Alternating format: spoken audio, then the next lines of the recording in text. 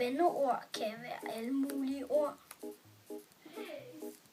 Som for eksempel... Scheisse, ja. Scheisse.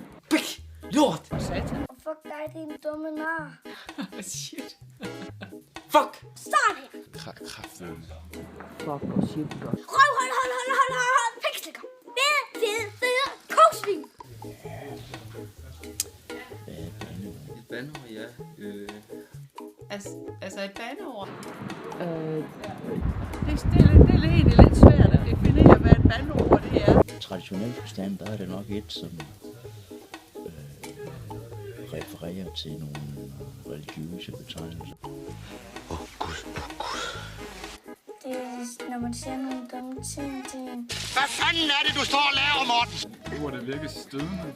Ja, Trine Bramsen, hvordan er det at blive kaldt for en møgfisse? Noget til at forstærke en følelse. Jeg er fucking sur i dag. Jeg er fucking sur. Noget, der gør ondt på andre.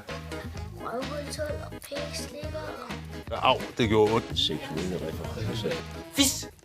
Hvordan skelner man mellem bandeord? Altså, Jeg ved det ikke. Det ved jeg faktisk ikke. Jeg ved det ikke. Et bandeord, det er noget grimt. Et almindeligt ord, det er sådan noget. jamen, det har også noget at gøre med, hvordan man lægger tryk. Det er også, når man udtaler det. Især fordi, eksempel sådan noget som Søren, check der er steder med. Det er meget sådan op til en person. Det tror jeg er op til hver enkelt at sige, hvor går ens grænse hen. er den fæsen ind på lystavlen? Så er der vist ikke mere her. Godt.